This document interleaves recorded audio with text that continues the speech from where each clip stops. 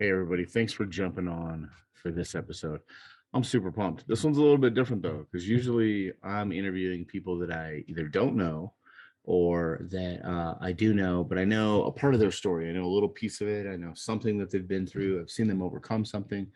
I've read about a situation that they've been in. And in today's episode, with Father's Day being a couple days from now, I thought it would be cool to sit down and talk with my oldest son, Reagan. So obviously, he's my son. I've known him his entire life. There's not much about him that I don't already know. And yet, you'd be surprised. There are things since he's an adult and he's moved out and he lives on his own that I didn't know or that I don't know. And so this was a kind of a cool opportunity for us to sit and talk about what it was like growing up in our house, what it was like moving from one state to another, some of the depression and anxiety and things that he overcame, some of his own emotions, and how he navigates that being 22 in this day and age. So hopefully you dig it. We're going to jump right in. And as always, thank you for listening. Check us out at togetherweshift.com. I have a new thing dropping very soon called Accountable Human. It's accountablehuman.com. It's going to be shirts, hats, swag, things that you can wear, things that you can represent. All the Shift apparel is going to get moved over to that website. It's going to be very cool. You'll be able to represent the accountability that we need within our humanity. So I hope you enjoyed the episode. Thanks for all your support. Let's get to it. Yeah, so this one's a little bit different because normally when I talk to people, they have a story. There's stuff going on with them that I don't know about. There's a journey they've been on, something they've overcome, and I'm fascinated to hear about their story. I want to know what they've done. I want to know how they did it. And in this case, with my particular guest today, there's only a very small window of your life that I don't know about because today I'm talking to my oldest son, Reagan. So Reagan, I've obviously known for his entire life, and he's 22 and has only lived on his own about 2.5 years ish. So there's obviously things in that 2.5 years that I don't know about, but gratefully and ever so thankfully, we have a pretty close relationship. And so we talk about a lot.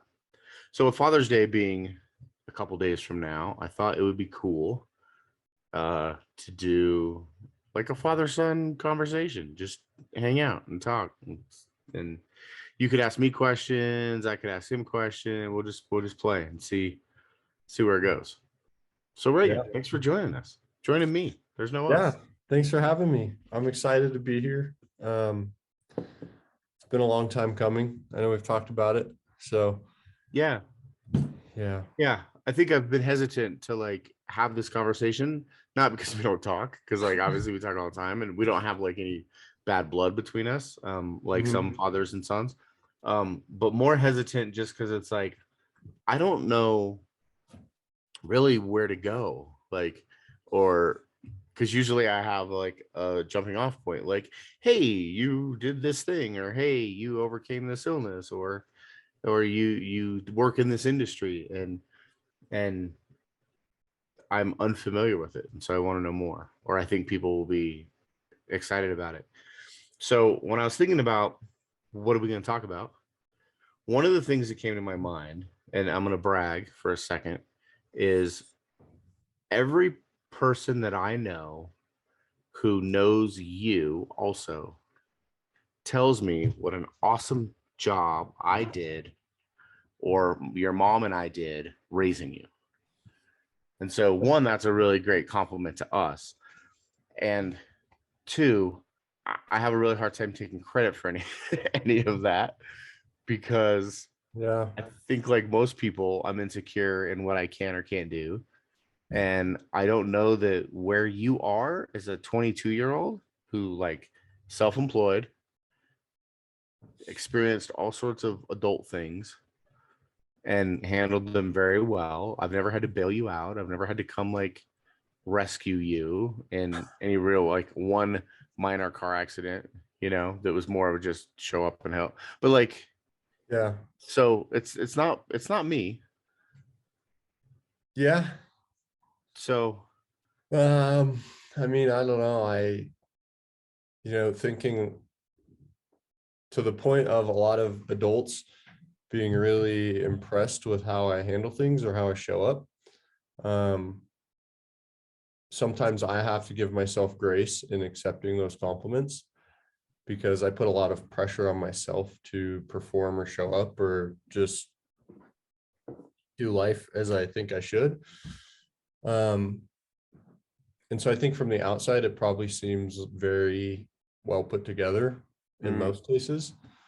Um, and personally, there's some things that I struggle with in regards to like, am I really as awesome as people think when I'm going through hardship or whatever it is? Yeah.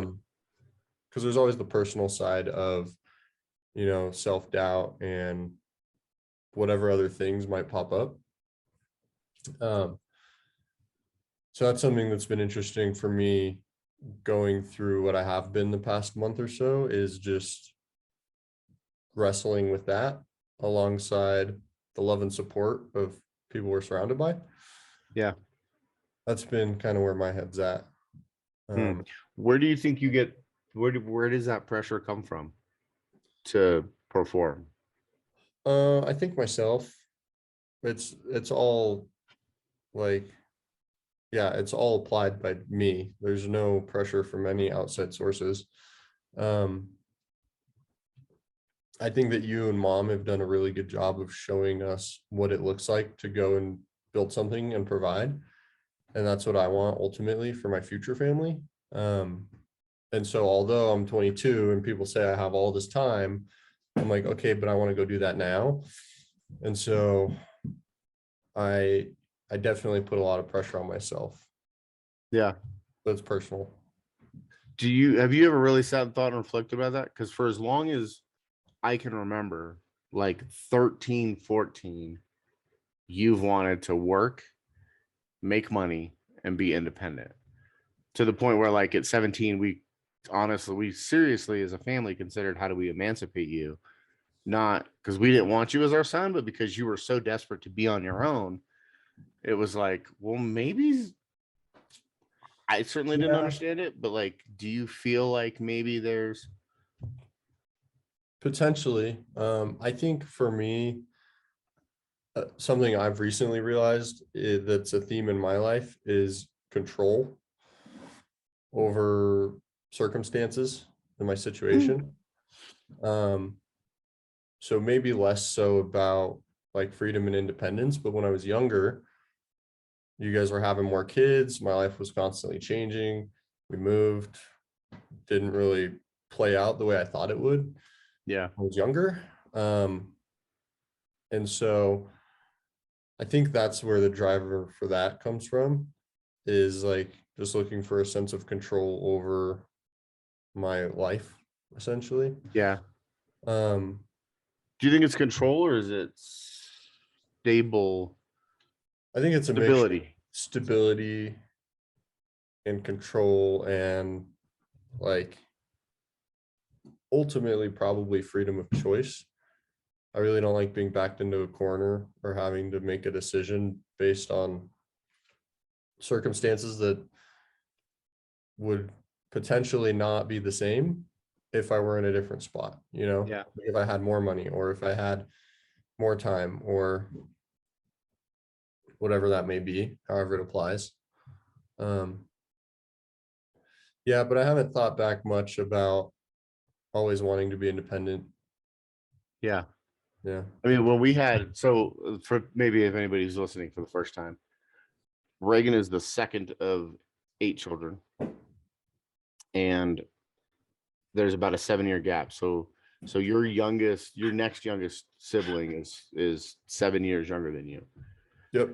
And by the time we had what would have been I think it was our 5th or 6th, River would have been number 6. I think it was Remedy. It was River. When we got pregnant with River, the last person in our circle that we told was you. And you were the least excited. We were the least excited to tell you. I honestly thought you were gonna run away. I thought I was like, we can't till he finds out, like until your belly's too big. Like we have to wait till the last possible minute. Because I seriously thought you were gonna be like, F this, I'm out of here. Yeah. You were so angry with us every time we would get pregnant. Is that the one you took me out back for?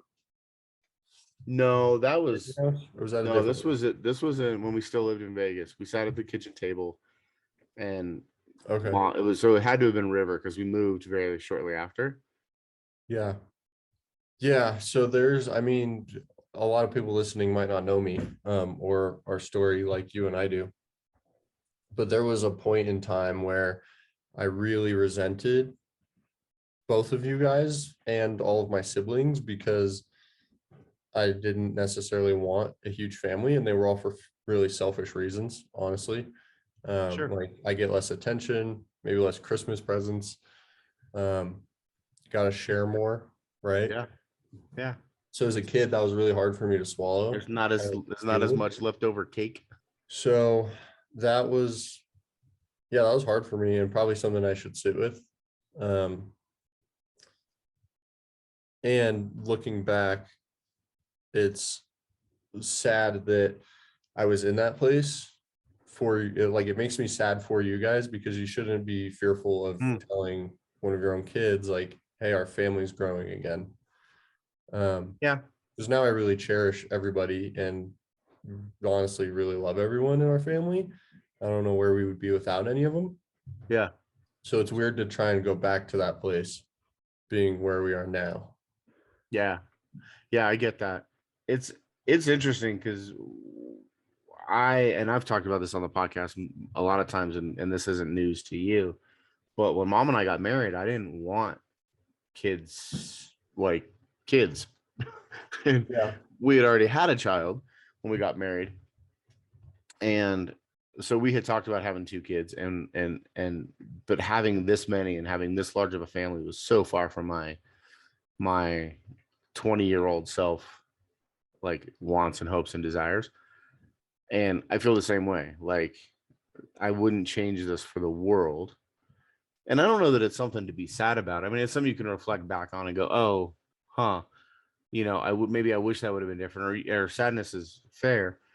But also like that's part of your journey. Like, would you cherish them as much now, or would you, I don't know, would you feel differently about wanting to be a parent or growing up had you not experienced that selfishness, or had you not been able to go through that? Like, because I look back when you were 13 or 14 and we moved from one state to another, we underestimated how much that would impact you, right? Like we kind of Yeah. knew at that time it was you and Riley and Ryder and Render and Remedy, and they were all little. So we knew it would impact them because they were too little. Like I think Ryder was 5 when we moved. And he didn't have a whole lot of friends and they weren't like strong relationships. Mhm. But you were always out and you were always with friends. And I've looked back and thought, well, I didn't have close friends when I was growing up. So to leave them wouldn't have been a big deal for me. And I Yeah. don't think that your mom and I put enough energy into like preparing you for that move, or because that was a real pivotal time for you. And there was definitely a struggle. So I'm curious how you feel about like how you came through that, like because that was a pretty pivotal moment for you when you did come through that. Mm, yeah, I mean it happened over 2 or 3 years, so it's hard to say. Um, and I think I also underestimated the move.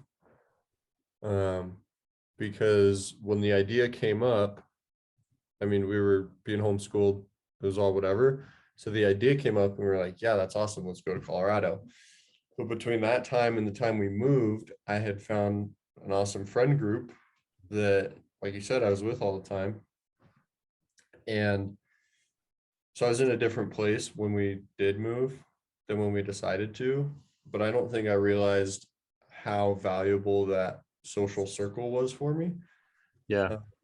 And so moving to Colorado, I felt really, maybe not lonely, but all of the feelings of like being angry that we had a big family, those were amplified because I was at home all the time. Yeah. Like I felt maybe stuck with the circumstances we had, which were, they weren't bad by any means. Right.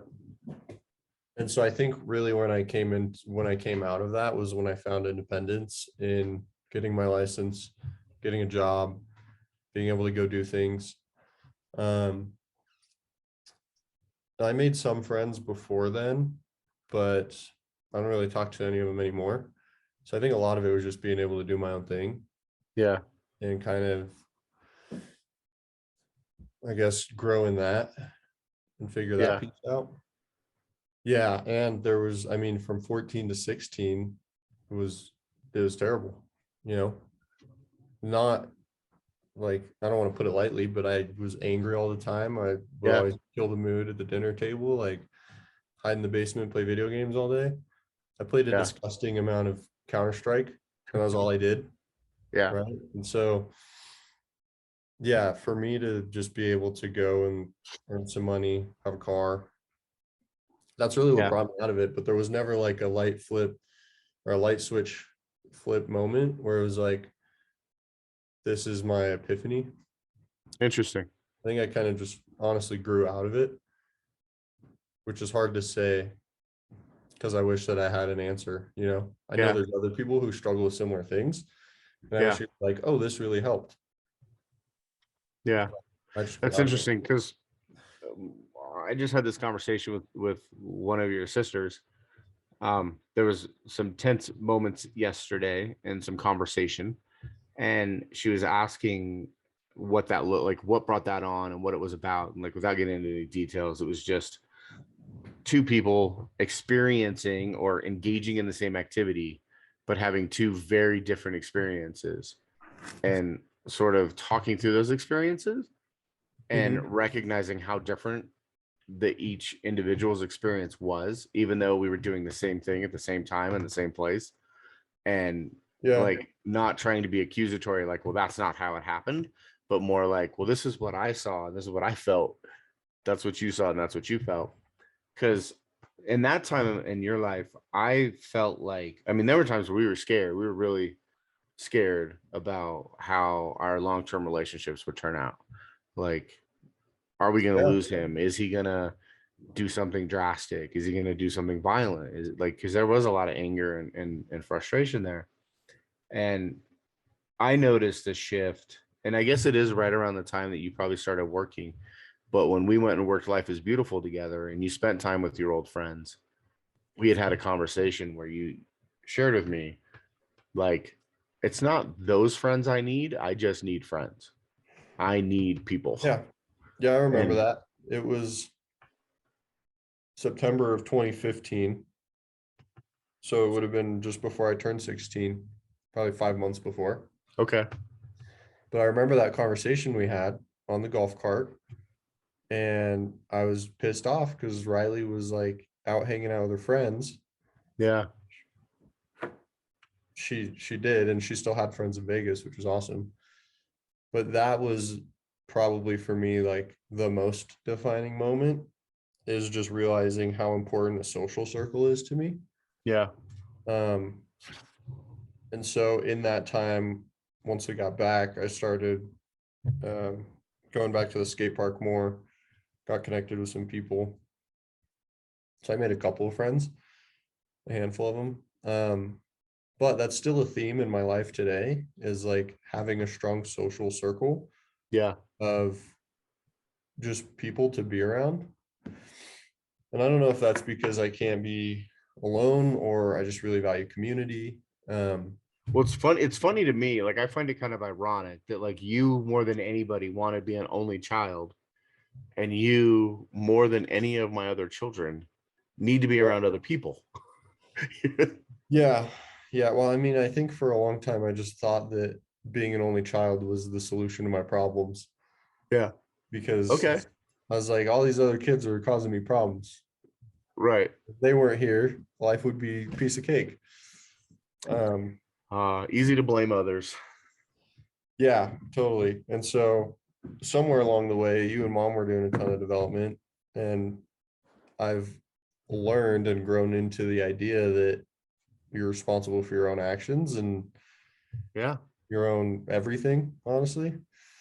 Um, which I'm actually really grateful for because it helps me to just hold myself accountable and Yeah. not sit and be a victim my whole life. Yeah. Which we see a lot today. And I don't like it because, like, I don't know, I just made a post about the Spartan race we just did. Yeah. And in the caption, I wanted to say something like, life is too precious to pay attention to all the bullshit we're surrounded by. But I chose not to. And well, I just see a lot of people that I care about that are taking hold of a lot of what I would say are the wrong things. Yeah. And um, that's probably what makes me the most sad is people just not taking control of what's going on around them. Yeah. Yeah. Interesting. I want to table that because I do want to come back to that because one of the things that Yeah. there's some things there I want to unpack, but you mentioned homeschooling Yeah. and you're one of only 2 of our 8 that actually went to public school, even though you only went for like 2 years. Yeah. And I would love to hear because I don't think we've never talked about it, but I want to hear from you sort of your perspective on like what that was like for you. What was great, what wasn't, what when you think back about homeschooling, like what's the first thing that comes to your mind? Co-ed. Okay. The group we took part in, Yeah, the co-op. yeah, Yeah. co-op. I don't remember how old I was. I don't remember much about it. But that was probably one of the only times in my life that I've been bullied and actually remembered it. Really? Yeah. Um, so homeschooling as a whole, we'll start at the beginning. I attended public school till second grade. So I had a few years under my belt. I think that was beneficial for me in the sense of getting like the basics down, like addition and subtraction and reading. Um, but then I really remember struggling a lot with like curriculums and having to do stuff at home and studying like ancient Egyptian pyramids on Mhm. whatever computer they gave us. And I hated it because it felt like a waste of my time. And I feel like we probably argued a handful of times of like, why do I need to know this? It happened 200 years ago. Daily, more than a Yeah. handful of times. Yeah. Um, and so eventually you guys kind of just parted ways with the whole structure thing. And I think that probably gave me the freedom to really learn more about the things that were important to me, which I didn't know at the time were important. But even as I get older, like I still have the drive to go learn about things that are important. Right. And so that's something that Yeah. stuck with me. Um, yeah. So at our co-op thing, there was some boy, he was probably a few years older than me, and he had gotten a girlfriend. And he was showing everybody pictures, and I said something that I shouldn't have said. And I was like, oh, she's not that pretty. I was probably like, I don't know, 10 or 11, Yeah. maybe. Sounds just like your younger brother now. Yeah. Yeah. And he didn't take well to that, which I wouldn't either. And for the next like handful of weeks, he would chase me around trying to get me in the bathroom to give me a swirly. And I'm like, dude, you're not gonna take me and dunk my head in the toilet. There's no way. So yeah, I distinctly remember one time, like I went to the nursery crying because I needed to find mom, and I was like, I don't want to be here anymore. This guy's traumatizing me. Um, and we stopped doing that eventually, but it was cool for some of the music stuff. Yeah. I really didn't enjoy Latin. Yeah. Yeah. I remember the film you guys made that was really cool that you took a huge part in because that interested Yeah. you. I think you had a crush on the girl you guys were working with, but Yeah. Yeah, I did. it's, Yep. yeah, I that's funny. I don't know that I remember you getting bullied at co-op. Mom Yeah. might. I don't know that I would have called it bullying. And I was gonna say we probably wouldn't have called it that then. But given what I know now, I think it's fair to say that it was that, Yeah. and how I remember it. Um, just from a perspective of how it. So would you, because we definitely struggled, we definitely shifted from a very structured curriculum base, because when we first started homeschooling, what we really did was school at home instead of learning differently, right? We just tried to Yeah, it recreate was the what same thing. yeah. And that was just part of the reasons why we didn't want you in school, was so much of the stuff that structure creates. But I was really fearful of what other people would think, how other people would react, where you guys would end up. Like, because the reality is, and I found ways now to communicate this, but like time is our most valuable asset. Yeah. And so if I screw up your third, fourth, and fifth grade years, I don't get a do-over. Right. So I was Right. really paranoid about doing exactly what we do now, which is unschool and just really allow you guys to guide your own education. Yeah. So I'm curious though, like, because I know we gave you guys the option to go to high school and you opted out of that. Hmm. Um, and then you kind of waffled and thought maybe you wanted to go to high school, but then you got a job and you were like, why would I go to high school when I can go to work? Unpack a little bit when you were 17, 18, and you were hanging out with kids who were graduating high school and going to college. I got the sense that you really struggled with how to communicate your education. And you would joke that you had like like you were a second grade dropout. Yeah, I still do. I think it's awesome. Okay. So as your dad, I don't know that I think that's awesome. Um, so it's good that you could joke about it. But like, did that stem from not having a succinct way to say, I know shit, I just know it differently? Or Um, I think it's just I've had a very different experience, and regardless of how I explain it, other people don't know how to take to it. right? Okay. Um, so yeah, during that timeline, I mean, I had some friends in the neighborhood who they definitely probably held themselves to a higher standard or thought they were better than me because they had gone to school and I had not.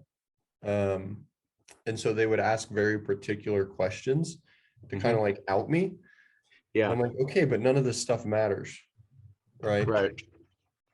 Because it's all very specific stuff that it's like, okay, Right. I've still Stuff not that run. if you needed to know, like I remember one time we had a conversation where they were sort of mocking you because you didn't know primary colors. Yeah, it wasn't even primary colors. It was like some play or some poster for something through their school. And it was like the Technicolor llama or something. Yeah, yeah. Uh, and somehow a conversation was started through that. And we got into something about colors or color theory. Um, and I was first off kind of shocked that it was so important to them. But secondly, I was like taken back that it was such a big deal that I didn't know the answer. Yeah. Because now, like, if I don't know the answer to something, I just go get it. I hardly Yeah. ever do people ask me things that I can't confidently answer. And if not that, find the answer. Yeah. It's interesting how we allow our egos to kind of get in the way sometimes Mm. of, oh, well, your experience was different than mine. So rather than just allowing them to be different, we try to like build ourselves up by making ours better instead of just going, oh, that's cool that you did that.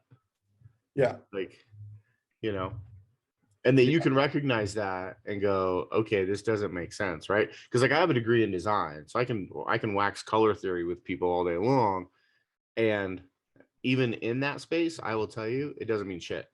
Like if, and I tell people all the time when they say, well, why did you stop doing design?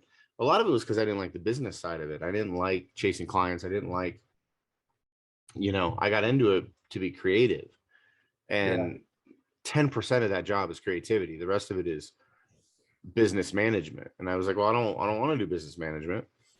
And the reality is, if I'm designing your home and you like paisley pillows on a plaid couch, I can tell you all the reasons why that doesn't work.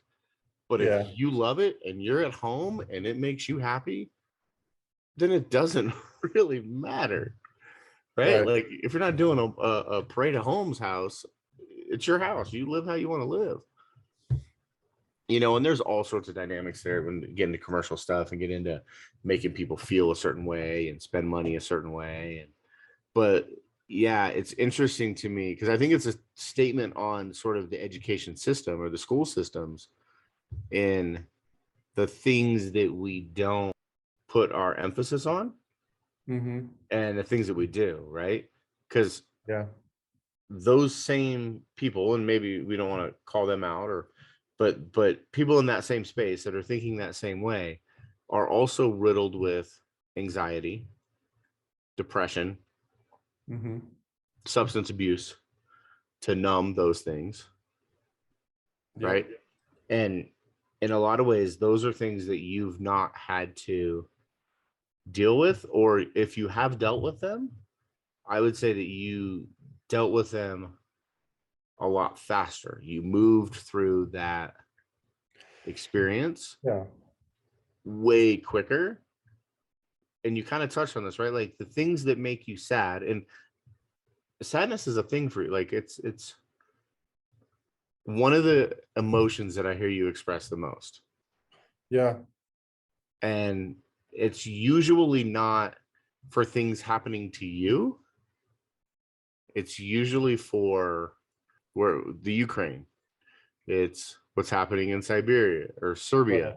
It's other people's inability to find joy in their own self. Like your sadness comes from other people as opposed to being depressed about where you're at. Yeah. I think a lot of that might come down to kind of the philosophy I take on. And honestly, I have a hard time being sad for myself in general. Um, Really? yeah, just because like regardless of where I'm at, well, there's two kind of big themes that have been part of my life recently is I know it's temporary. Um, but also like ultimately I'm kind of, you know, God's will aside, in control of my circumstances and my situation. Um, and so like what is there for me to be sad about? You know? Yeah. But that's really mature for someone your age who Yeah. typically seems to be kids your age, young adults, because you're not a kid. I mean, I call you a kid, but Right. that's because you're mine. But young adults your age, even into their 30s, don't recognize like their own self autonomy, their own accountability, their own agency, and that sort of a thing. So, is that just because you listen to Ryan Holiday and follow the Stoics, or is there something else? Um, I think it's honestly a combination of the things I've paid attention to and the things I ingest mentally. So like the books that I read, the podcasts I listen to, um, but also the past decade of watching you and mom figure out how to do that to some Yeah. extent. Um, and I honestly like from 14 to 16 probably was feeling so sorry for myself that I just got tired of it because when I think Interesting. back, I mean, from 17, especially into 18 onwards, I've not had times like that. Um, so maybe like that was my rock bottom and I just hit it really early on because of some of the circumstances in our family dynamic and being homeschooled and all those things. Yeah. Um, but I think it's a combination of all those things. And on the opposite side of the spectrum, like some of these people who are going to college and doing the normal kind of path, um, they don't have a lot of those same experiences. And they kind of tend to stick with people in the same crowd, stereotypically, anxiety, depression, victim mentality. Yeah. So it's probably a lot harder to get away from also. Yeah, I think some of that is like the circles you, like we say all the time, right? You rise and fall to the level of the people you surround yourself with. Right. And I've seen you in circles or with friend groups that maybe mom and I have looked at and went, I don't know, we'll see. And we've never said you can't hang out with that person, you can't be friends with that person, you can't. Because I have friends that I would consider my brothers, but I don't have them to my house for dinner with my daughters, right? Like Right. we can be boys, but my family circle is a little bit more protected, right? Mhm. And you've seen us set those boundaries also. Yeah. So you've always had a really good habit of, as we've watched you, start to identify this isn't a person that lifts me up. This isn't a person that makes me feel good, or my attempts to help this person rise up have failed. Yep. So not that you have abandoned them, but certainly like had to set healthy boundaries to say, I can be with you, I can be around you, just under these conditions. Yeah. Yeah. And a lot of the times that happens without being said. Right. Like I Yeah. never have a conversation with someone directly and say, hey, I love you, but you're going to stay this far back. Yeah. Right. Um, yeah, I think that there's a couple things there. First off, one thing you guys have done really well is given me the freedom to have those experiences with those people, whether you think they're good or bad. And it's never until the back end or it's an afterthought where you're like, hey, this is maybe something we were thinking about. We just didn't want to tell you. Yeah. Um, and so it gave me the freedom to experience those things without being held back from it.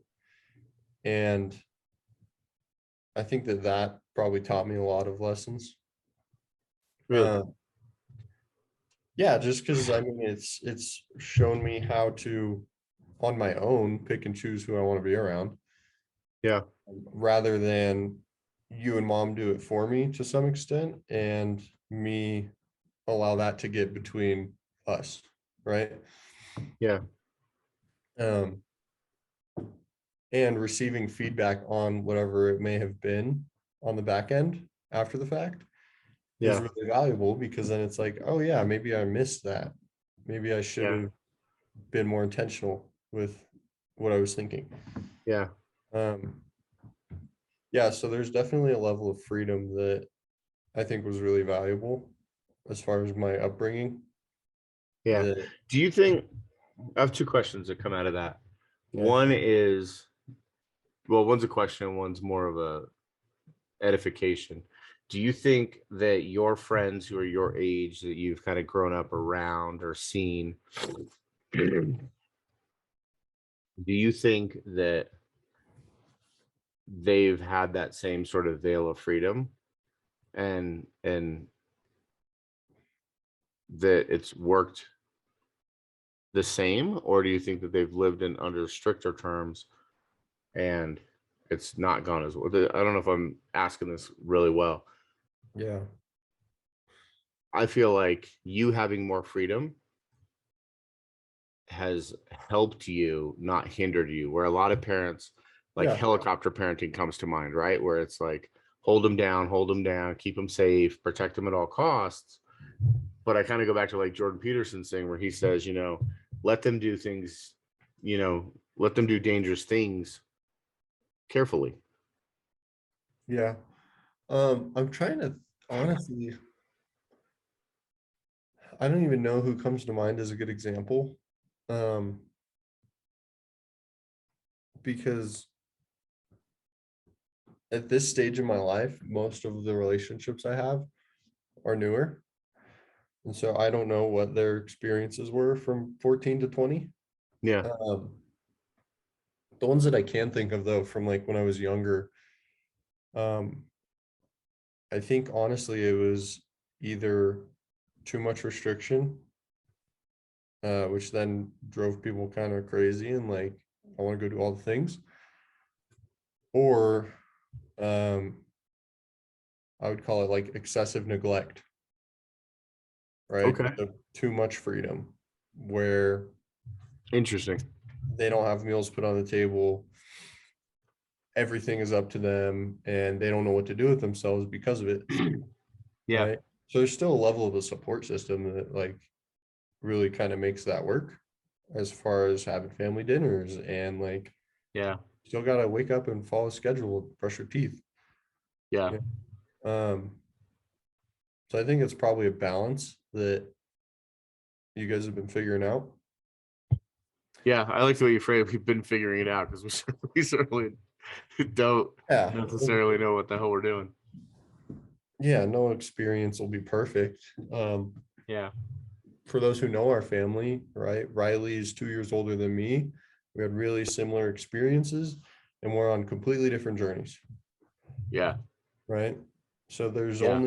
there's only a certain amount you or mom can both do and take credit for. Yeah. Well, I'm that open to that. kind of goes to the other thing I wanted to mention is like you talked about being left to do what you needed to do, but there being a feedback loop that you were willing to receive. Yeah. And one of my favorite things about you, and I shared this with you a couple weeks ago, was how open you are to hearing and experiencing and seeing other people's points of view and other people's experiences and sort of Mhm. trying things on without judgment, which Yeah. I tend to be a judgmental or very opinionated person. And you're not, like, you've not picked that up from me. You're much more like your mom in that way, that you're very open. And I think that's one of the things that sets you apart. When people have asked me, like, how did you guys raise Reagan to be the young man that he is? A lot of times I tell them, like, look, since what you just said, you and Riley grew up in the same environment for the most part. Like, you're 2 years apart. There wasn't a whole lot different. Your younger siblings are growing up in a much different world, much different home life, completely different. But the two of you couldn't be more different in how you approach a lot of things. And the only thing that I can come up with as the differentiating factor is that you're much more open, and the things that you are passionate about are very few. Yeah. And so it sort of goes back to that Marcus Aurelius quote, you have the right to have no opinion. And Yeah. and I feel like you sort of embody that in a lot of ways, like in the best ways possible. Not that like you don't care and you're nihilistic about it. You're more, I care about you, but I don't care about your BS. Yeah. I think, I mean, that is something that I wouldn't say I think about, but as a part of who I am is like I reserve the right to have no opinion. And a lot of times, especially going through what I went through with people picking apart my education, like probably at least once a month, maybe a little less, I'll say, I don't know enough about that to have an opinion. Or like, I don't care about that enough to even Yeah. get into it. So like politically, I'm not super engaged. And as I get older, I think more about it. But if politics come up, I'll just say like, I don't know enough to have an opinion on that. And people are usually like, okay, Yeah. whatever. Um, but that may honestly just be a defense mechanism that I've found to avoid people saying, well, what about this? Or just Yeah. questioning. Yeah, but I don't think, I mean, maybe in some instances, yeah, but there's been times when even I've come to you because I consider you to be someone that I can have counsel me, that can help me work through things. Yeah. And when I've come to you with things that I'm pissed off about or that I'm frustrated with, it's less of I don't have an opinion and more of a, does that really matter? Is that really that big a deal? Right. Yeah. And it's the perspective that you bring to the table sometimes of like, is that really worth losing sleep or putting energy into? Yeah, there's that too for sure. I definitely have this sense of like, if it's not going to matter in 2 years, it's not going to matter in 2 years.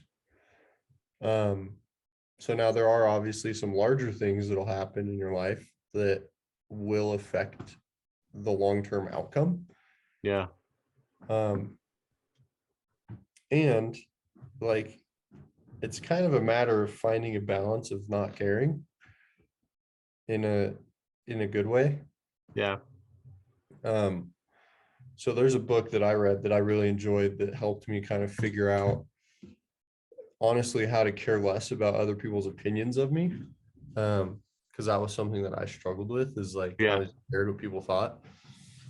And it's called The Subtle Art of Not Giving a Fuck. I think you've read it. I've not read it. I've read bits and pieces of it. I read a different book, similar title. Yeah. So essentially, the subtle art is not in that you don't care about anything, but it's that you know what to care about. Yeah. Right? So it really comes down to like core values and like, does this bring me closer to my goals and dreams, the type of family I want to create, the whatever lifestyle. If not, then don't care about it. Yeah. So it just helped me get clear on like, okay, this is important to me. This is important to me. The rest of it doesn't matter, especially if it's not one of those larger things that like will probably affect you long term. Yeah. But I've read a lot of books, and that one probably made the biggest difference for me, just from like a mindset shift of like, for me, in the context of what other people think of me, that doesn't matter at all. And I think it helped me realize that. Because one of my core values isn't other people thinking I'm cool or like Right. whatever. Right. So yeah. It's funny to me to hear you talk about reading books and doing all that, because when you were younger, us getting you to read was one of the many, many scholastic arguments we would get into. Yeah, so the common theme here is everything I hated growing up, I seem to have come around to love. So there's hope for other parents out there who are struggling with their kids that hate all the things that they're telling them to do. Yeah. Just keep doing it, and maybe cut them a little slack, give them a little more freedom than you think you want to. Yeah, maybe. I mean, I love all of the siblings that I have.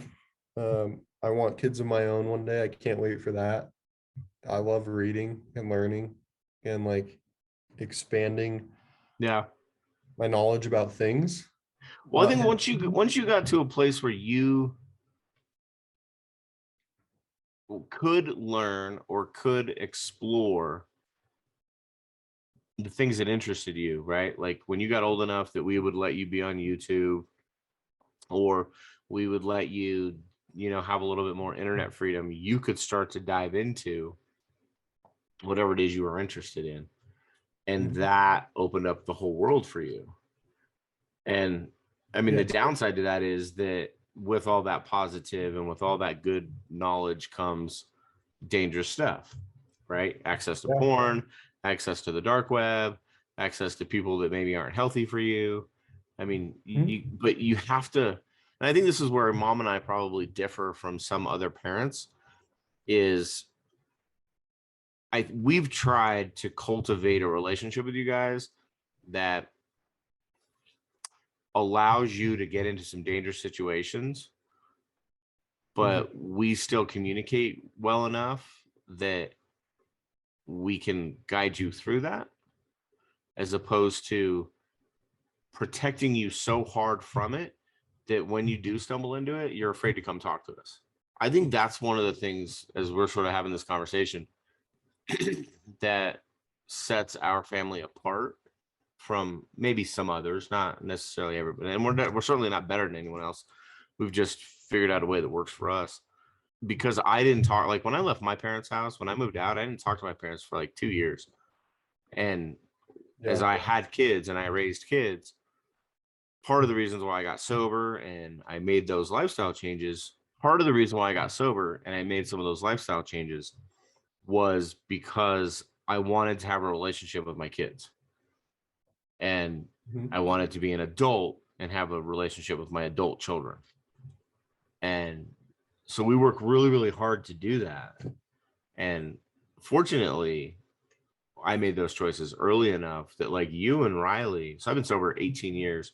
You and Riley don't remember when I was drinking. Yeah. So, I mean, I know that those few short years early in your life impacted you some way on a subconscious level, and maybe 5 years from now, something's going to come up and you're going to be like, where the hell did that come from? Yeah. And I'll have to own that. But the reality is, like, that was the driving force. And it's funny because people talk about, well, oh, so you got sober for your kids. I'm like, no, I got sober for me. I got sober for me so that I could have a relationship with you, Yeah. like, and that's really the only way I think anybody overcomes those substance abuse issues, is they've got to do it for themselves. They got to figure out a way to say, I need this for me so that my relationships can be the best they can be, right? Your upbringing was very different because we unschooled. By the time you were 13 or 14, we were full on unschooling, which, Yeah. for those who don't know what that means, it means that we do life learning. We don't do curriculum. We don't have school hours. We don't sit down and say, this is your assignment. Everything is a learning opportunity. So at 14, maybe 13, you were on a golf cart running with Nate the food and beverage for vendors at Coachella. This Yeah. small music festival with 100,000 attendees, and you're 13 years old at midnight Mm-hmm. with adult supervision, everybody. But, like, not a lot of 13-year-olds get that experience and get to see and work and understand what it means to have, like, mobility. And Yeah. I think going back to that and being young and doing things, the experiences I was provided through unschooling, the biggest thing that affected me with that, outside of like other people picking it apart, is I was never old enough to be doing whatever it was I was doing, which isn't true. And that was always the perception, right? Like, even when I was probably 16, we did Life is Beautiful yeah, downtown Las Vegas, and I was on a cart by myself because I have my license. So I went to drop ice off somewhere or do something dumb. And some other guy on a cart, he was in production somewhere. He was like, shouldn't you be in school right now? And I was like, I don't know. No, yeah. um, Was it hard at 16? I got to imagine, and I can only imagine, that at 16, when you have grown people telling you you're doing it wrong, you kind of go, am I doing this wrong? Are we doing this wrong? Are we weird? yeah, but not really. I think it's affected me more coming into my adult life and doing adult things, because Really? it's been like, just as far as I mentioned self-doubt earlier, Mm-hmm. which really is just a lack of like belief, I guess. Yeah. Um, where that's affected me most is like trying to go out and do these ventures where I want to go accomplish really big things, but I'm like, people aren't going to take me seriously. I'm not old enough. that has been the common theme in that area. And even like when I was working jobs, right? My first job was at Domino's. I worked my way up to be an assistant manager, but throughout that, I got that job when I was 16. I worked there till I was like 17 and a half. Like we had to go to the state of Colorado labor board and get a permit for me to work enough hours Yep. or to work the amount I was working. Yeah. Because usually people are in school and they are only allowed to work a certain amount of hours. And I just wasn't in school, so I was working more. And it was like that was a hurdle, right? Yeah. And then I mean, yeah, it's been something that I've overcome, I think. Now that I'm kind of like past 21, I'm 22 now. So it's like, all right, whatever I want to do, I'm definitely old enough from a legal perspective. Yeah. But it just matters how others perceive that. And I think that's where my like caring what other people think came from, is because other people were always giving me crap Yeah. for what I was doing. Yeah. But you can't blame them for like No, I mean, it's the conditioning, right? Going around in a it's golf cart. yeah, and it's the programming that people have that at this age you can't do this, at this age you can't do that. I mean, we're having a national conversation around guns and whether or not you can be 18 or 21 to own an AR-15, when the reality is you can be 18 and go in the military and shoot all kinds of crazy weaponry. Like, is it the age that matters or is it the training? Like, there's so many layers to it. And in this country, we have this weird sort of relationship with the number of years you've existed somehow determines your level of maturity. Where, Yeah. I mean, you're my son, but I'd put you up against any 35-year-old for maturity level, if we're using numbers, is the way to do it, right? Like, it's just such an arbitrary thing for us to measure people against. Age. Yeah. Yeah, and because Yeah. our and most of our existence as parents, we've had, your kids are so well behaved, they're so mature, they're so this, and we're like, they're just people. We just put them in experiences that allow them to interact with people. Yeah. So they learn how to behave versus going, well, you're 2, go do 2-year-old things. We're like, you're a person, go do people things. Yeah. I think that's probably a big differentiator, is what you just said. Because in my younger years, I say that meaning like 17, 18, I was concerned for the rest of the kids because they hadn't gone to school at all. Yeah. So for me, in my experience, I brought up fundamentals like, yeah, I learned a couple things that are good and I could take those and run with it. And then I'm like, okay, so what about like rider, river, rhythm? Like, where does that come from for them? Yeah. But then like Ryder's 15 and he doesn't talk a whole lot. And randomly a Facebook comment will pop up that's just better put together than my friend's 45-year-old mom could put on a Facebook post, right? Yeah. And Rhythm is what, 4 now? Yeah. And I can hold a conversation with her. I don't have a ton of 4-year-olds to compare her to. And like her maturity level impresses me, and she's 4. Yeah. Yeah. Right. Which isn't even, I mean, we could all just say we're biased because they're our family, but there's so many outside sources that are like, no, you guys got something going on. Yeah. And so, yeah, it's been cool for me to have that outside perspective, especially now that I've moved out. Yeah. To be able to just kind of put all the pieces together. And that's not to say they'll all end up perfect or well, right, yeah, I mean, the odds are against us, right? Like, with 8 of you, Right. someone's gonna, and that's not to say that they will, but I used to get in trouble with your mom because I would joke and be like, look, with 8 of us, one of them's gonna end up in jail, one of them's gonna end up a millionaire, one of them's gonna end up, you know, living on the street. And then she would get so mad. She's like, knock it off. And I'm like, well, you just look at the country, like 1%, this, we only got 8 of them. So I don't joke around like that anymore because it makes your mom mad. But yeah, it's a roll of the dice. Like, that was my big thing when Ryder was 7.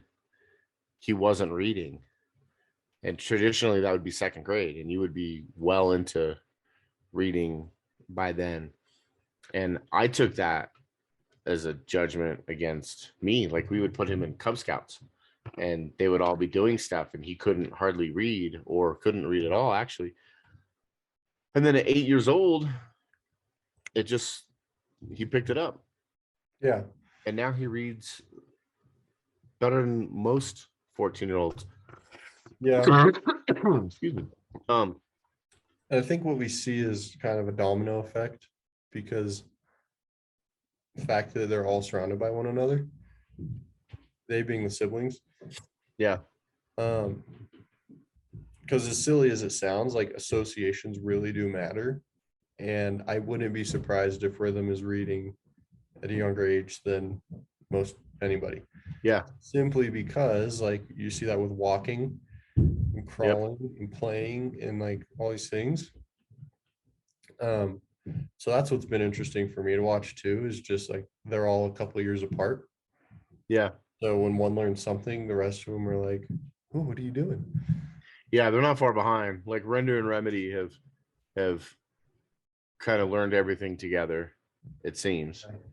And then River and Reese, the next two, a couple years younger, but still close together. They sort of learn everything together. And then Rhythm is just this like unicorn that she's just different. She's just built different. I don't know. Yeah, she is. Yeah, I mean, I've got friends who have messaged me that like Rhythm's their favorite person on the planet. Like, she's just cool, and she's 4. She's She is hard to beat for sure. I don't know. I've been reflecting a lot on kind of our lives, especially since we did the Spartan. Yeah. In regards to, like, mom had a stroke, I had a lung collapse. Yeah. We've definitely not had it easy as far as that goes. So it's really just been a cool experience. Yeah. The past 4 years. Yeah. As much So, some of it has sucked. Yeah. So for people who maybe don't know this, or people who are listening, our family for the last 4 years, Reagan and I, have participated in Spartan races. Our buddy Roger introduced us to them. And about a month after my first race, my wife, Reagan's mom, had a stroke. You guys have heard me talk about her stroke before. And so yesterday, this will come out Friday. So the Sunday before this airs, our family as a whole, 7 out of the 10 of us, participated in the Spartan Sprint at Fort Carson. And Carrie, that's funny, Carrie was able to complete that, being 4 years post-stroke. Recovery has not been amazing. And it has been amazing. Like, it's a perspective, right? Like, super grateful. She came out of the hospital with no deficits. And emotionally and relationally, there's been a lot of challenges. And summer 2020, your left lung or your right lung? Left lung. Left lung collapsed. And that was fun. You spent what, 4 days in the hospital? Yeah, 6. And it's funny because, like, the way we operate mentally, it's not been easy by standards, but I don't feel like we've been buried in struggle. Like, I know some people who are, and I think that's where you and I are very much the same. I have friends and family who are always complaining or always like talking about their life experiences as if they're going to break them. And we've had real scary, possibly life-threatening, possibly life-altering moments. Yeah. And we've always had more of a positive. We've just said, okay, so it's just one more thing. We're just gonna handle it. Well, I think it's mindset. I think we've just decided that that's. Yeah. I know it's mindset. And But it's why did almost, we choose that? yeah, it's almost hard to talk about without like feeling like you're tooting your own horn.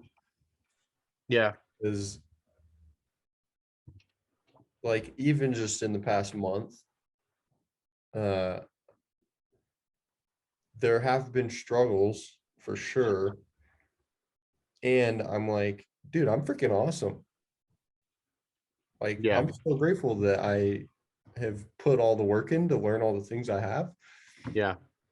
So there's a part of me that's like, I'm a badass. And there's the other part of me that's like, yeah, you need to check yourself because like some real shit's going down. Yeah. So yeah, there's almost like this balance of being mentally strong and uh recognizing what it is that you're dealing with, Yeah. which has Well, been kind of fun to play with, honestly. I think that's what it is. I think because I can tell you, for me, up until the time I was about 30, 28, somewhere between 28 and 30, I wasn't that way. Everything, like the world was out to get me. I was a victim. I was, life was unfair. My boss was out to get me. My wife was out to get me. My kids were, everything was a burden. Everything felt burdensome. It didn't feel like challenges I could overcome. It felt more like a cross I had to bear. And for me, the change came when I had a life moment, what I call my quantum moment, where I couldn't remember how I got home, and I swore. You ever have like one of those dreams and you wake up and you just know it's real? Like you just Yeah. know like that thing happened. It Yeah. was like that, where I just knew that I had done something horrible in a drunken blackout stupor. Hmm. And so I decided to take ownership of my life. And in reflecting on that, where I landed was all the messed up relationships I had, all the messed up things that I was experiencing. The only common denominator in all of them was me. and and if I was the source of my problems, I could be the source of my solutions. And Hmm. because I had left the church at that time in my life, I dove into Buddhism. And a lot of Buddhism centers around suffering comes from unmet expectations, and it's self-imposed. And it really helped me sort of, and it aligns a lot with Stoicism, and it aligns a lot with, the Tao and other philosophies. But that was the key thing for me. And so I talk all the time. I try to get people to understand this. And I think this is kind of what you're saying is that mental toughness, that ability to overcome things or withstand things or endure things, you build that muscle before it happens, not after, because you need it before it happens, Yeah. right? Like, so I think that's the difference, is that and I honestly, like, we haven't talked about faith or you coming to Jesus. And if you want to dive into that, might be kind of fun. I honestly feel like that was divinely guided in some ways so that we could have the tools to deal with the things that came to us before we needed them. A lot Yeah. of people will come to Jesus or find Jesus after or in the middle of a major struggle. And Right. I think that their faith is then shaky, I don't think you've ever seen the movie Speed with like Sandra Bullock and Keanu Reeves, but No. like it's like this huge action thriller from like the late 90s or whatever. But they end up getting together as a couple at the end, right? And she says something about like relationships that are founded on trauma never last. And Hmm.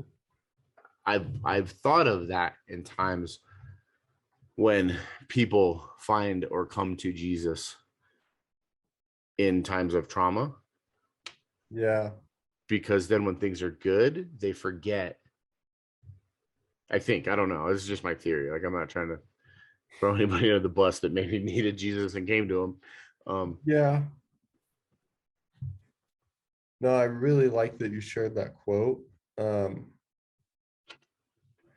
That's really interesting thing to have shared. Um, in the context of people's faith, I think it'd be hard to say. Yeah.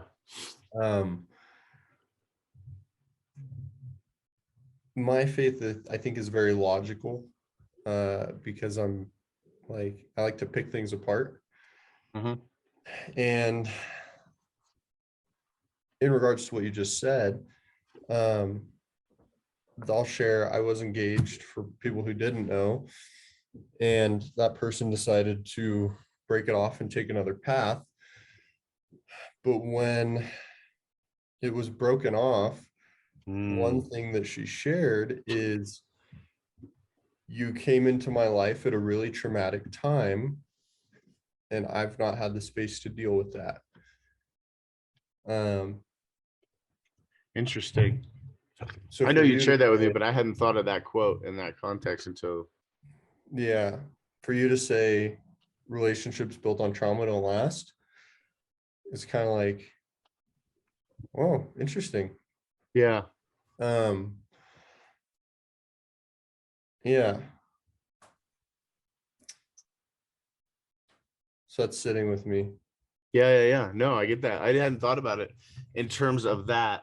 Um, I was really thinking of it in terms in different scenario, but yeah. Yeah. So since you opened that up, like the last what 6-8 weeks for you has been Um, a test.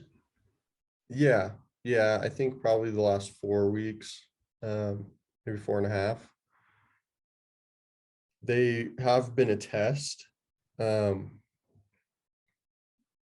and they've reminded me of what is important to me and who I am.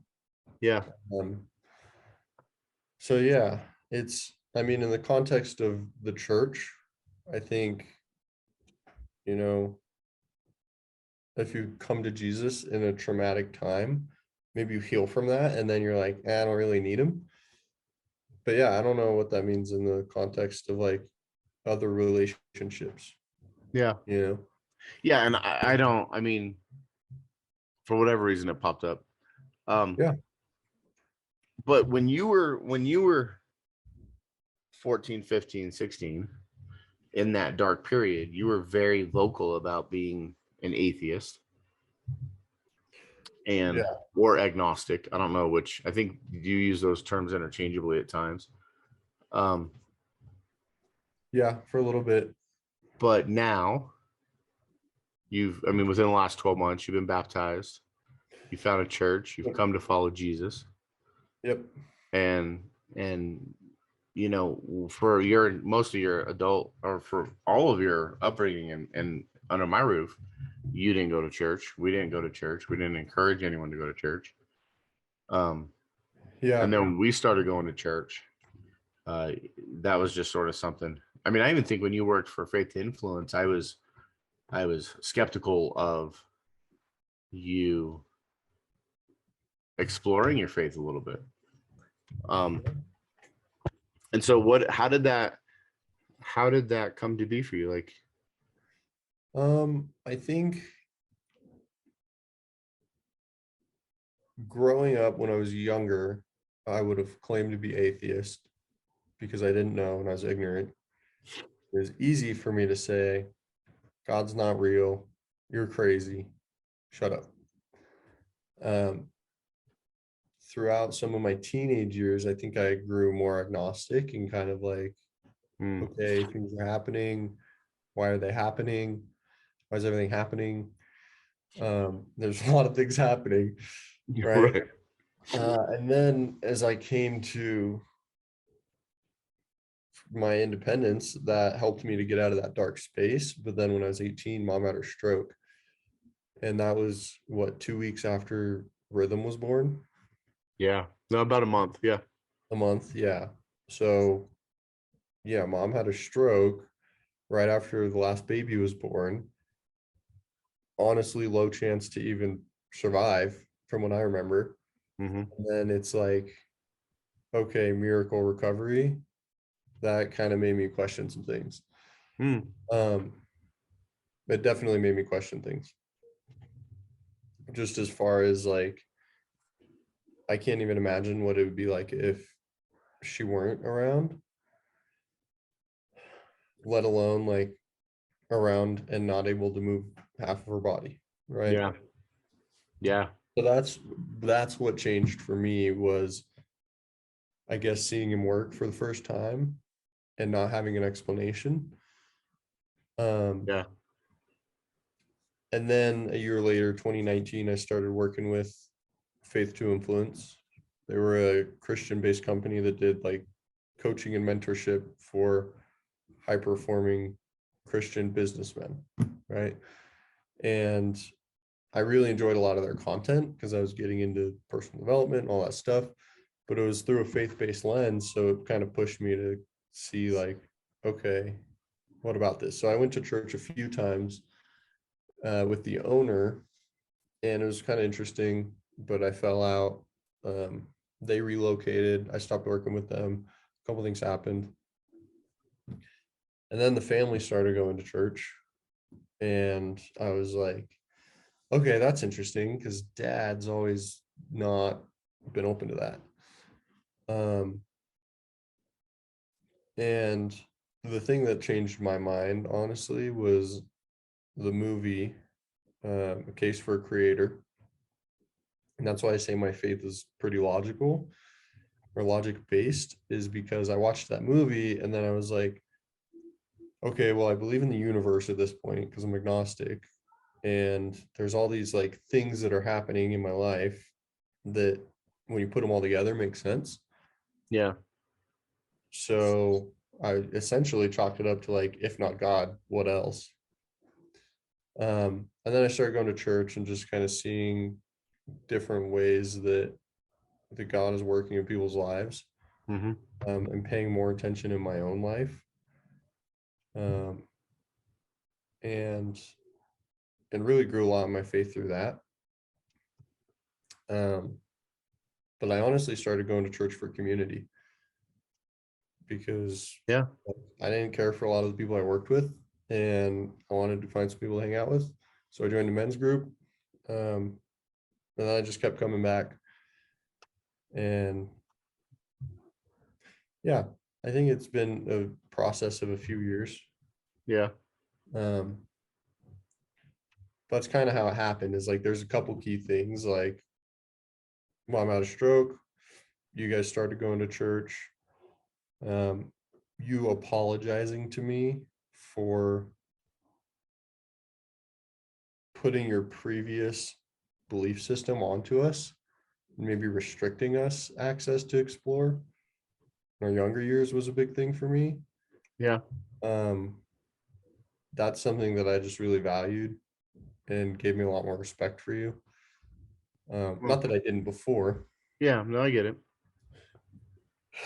but yeah, those are all the bigger things that brought me there. Um, and I'm still figuring it out too. I've Yeah. only been going to church for just over a year. Um, I don't read my Bible often. I pray as often as I remember. And yeah, Yeah. Did you think if you were, and it's hard to compare, it's all, I mean, it's almost impossible really to say what could have been or what would have been, but with this last month or so being one of those just gut wrenching times in your life, can you find a way to kind of look at it with like, how would I have dealt with this without my faith? Like, I know you and I have talked and prayed together and sort of leaned you into that relationship to help you through it. But I'm curious if you're in a place where you can look and go, man, if I didn't have this or I didn't have that, how would I have gotten through this? Or Yeah. And honestly, the answer is more angrily and with a lot more rash decisions. mm, I think at the end of the day, what my faith provides me is more grace and humility and patience. love that. And So good. yeah, because I mean, my faith and belief doesn't change anything other than how I act, because I'm trying to live out an example. Um, but even through this, I've been patient and helpful and praying for this other person who God knows what they're dealing with or what they're going through because they won't share. Um, but my faith has given me the patience to say, here, let me help you with this. Let me like, how can I show up Yeah. or serve better? Yeah. And so I think it's just provided a lot of perspective. Yeah. Yeah. That's cool. I dig it. I dig it. I appreciate you sharing that. I know it's not easy Yeah. It's not something going. I think about a lot. Yeah. Well, it's not. I mean, just going through a breakup, going through some of that stuff, is, and it's fresh. So even just kind of talking about how those things work, um, brings up stuff. Yeah, it does. Um, it does. I mean, yeah, it's weird because, like some people are like, oh, we don't have to talk about it if you don't want to. But it's almost kind of refreshing to Yeah. talk about. I think it's cathartic to get it out. Sometimes you just got to speak it, and then it heals. Yeah, yeah, it does. Um, but yeah, the biggest thing is just it's allowed me to show up as a different person. And that's what a lot of my faith is based on, Yeah. is uh, am I a better person for believing in something regardless of it being true or not? Because at the end of the day, I don't have a black and white answer. Mm. Um, I like that, because it's kind of like for those people who might be listening who are like, yeah, but what about, what you're saying is, I don't know if this is the truth, but what you do know, if I'm hearing you correctly, is that leaning on that and using that as a sort of a North Star helps you to be a better person. And so if it moves you towards being a better person, that's what's important. yeah, yeah, and that's at the end of the day what it comes down to. Is I, especially lately, have been like chasing down the best version of myself. And without my faith, I don't think I can be that. Yeah, that's good. Yeah. So that's where I stand with that. Cool. Yeah. I dig it. Yeah. It's been interesting to see how it helps me, because that's a new thing for me too. Like this is the first time since I started going to church I've had to lean on my faith and like really kind of dig deep. Yeah. Um, but it's made a huge impact Yeah. for That's sure. good. That's cool, man. I know from watching from the sidelines and seeing the community rally around you and people leaning in, it's done nothing but fill my heart with gratitude. And I've really appreciated also watching you go through this. It's hard to watch it. It sucks to see any of your kids in pain, Yeah. And having had my heart broken when I was younger, I certainly did not handle it as well as you have. So from a standpoint of like, can we teach our kids better? Can we break that generational cycle?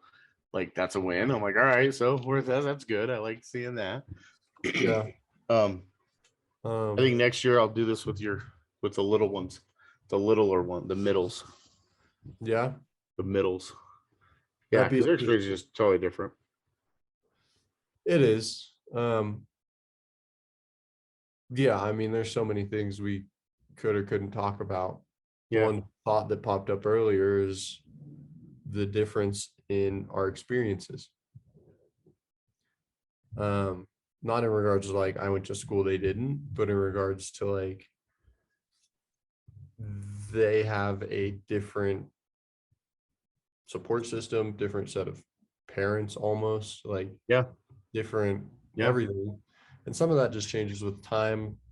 Some of it's due to what you and mom have accomplished. And I'm honestly grateful that they have what they have. And sometimes it's like, man, that's crazy. They got it really good. You know? I did not have it. That's good. Yeah, but at the same time, I had a really good too. Yeah. Yeah, it is different. And it's hard because, like, from you and Ryder, there's a 7-year gap. And in that 7 years, I got sober. We started personal development. We started figuring out a bunch of stuff. Mhm. It was a slow process because from Ryder to Remedy, which is a 5-year swing, is where the bulk of that work happened, right? So, like, by the time River was born 7-8 years ago, mom and I had already spent a good 7 or 8 years in personal development and diving into repairing and healing a lot of stuff. So yeah, like the parents that Rhythm has at 4, completely different than the parent that Reagan had at 4. Yeah. Like just night and day. And we make different money. We live in a different state. We have different. It's interesting when you have families this large or this big of a gap. It's impossible to have the Yeah. same experiences. This is All right. fun.